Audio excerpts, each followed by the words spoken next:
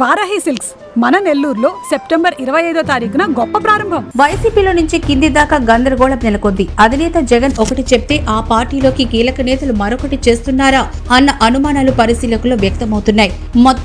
పెద్దిరెడ్డి రామచంద్రారెడ్డి, నేడు బొత్స సత్యనారాయణ ఇరువురు కూడా జగన్ ఆదేశాలను భిన్నంగానే వ్యవహరిస్తున్నారు. అసెంబ్లీకి ఎమ్మెల్యేల హాజరు విషయంలో జగన్ చెప్పిన మాట ఆయనకు అత్యంత సన్నిహితుడు మాజీ మంత్రి అయిన పెద్దిరెడ్డి రామచంద్రారెడ్డి ఖాతరు చేయలేదు. అది సరికదా జగన్ రాకుండా తాను అసెంబ్లీకి వెళ్లడమేంటి అంటూ పార్టీ నేతల వద్ద ఒకంత అసహనంతో వ్యాఖ్యలు చేశారు. అదలా ఉంచితే తాజాగా వైసీపీ సీనియర్ మోస్ట్ నాయకుడు మాజీ మంత్రి మండలిలో వైసీపీ పక్ష నేత అయిన బొత్స సత్యనారాయణ జీఎస్టీ రిఫార్మ్స్ విషయంలో జగన్ కు పూర్తి విరుద్ధమైన స్టాండ్ తీసుకున్నారు. దీంతో బొత్స తీరుపై జగన్ లో తీవ్ర అసంతృప్తి వ్యక్తమవుతోందని పార్టీ నేతలే అంటున్నారు. అసలు జగన్ పై బొత్స తిరుగుబాటు చేస్తున్నారా అన్న చర్చ కూడా సాగుతోంది.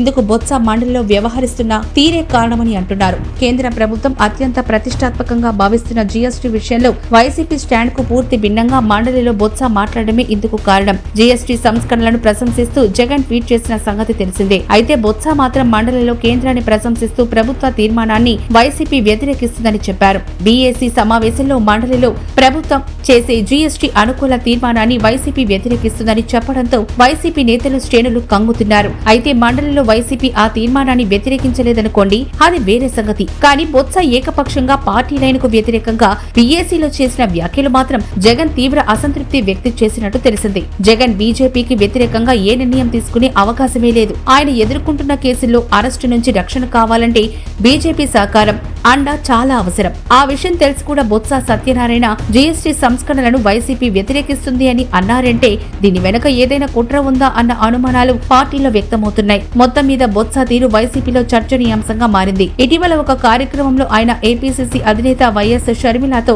ఆత్మీయంగా ముచ్చటించడం, అలాగే డిప్యూటీ స్పీకర్ రఘురామతో సన్నిహితంగా వ్యవహరించడం జగన్ ను కంగారు పెడుతున్నాయి. మొత్తం మీద వైసీపీలో పరిస్థితి జగన్ వర్సెస్ బొత్స అన్నట్లుగా మారింది అని పరిశీలకులు విశ్లేషిస్తున్నారు.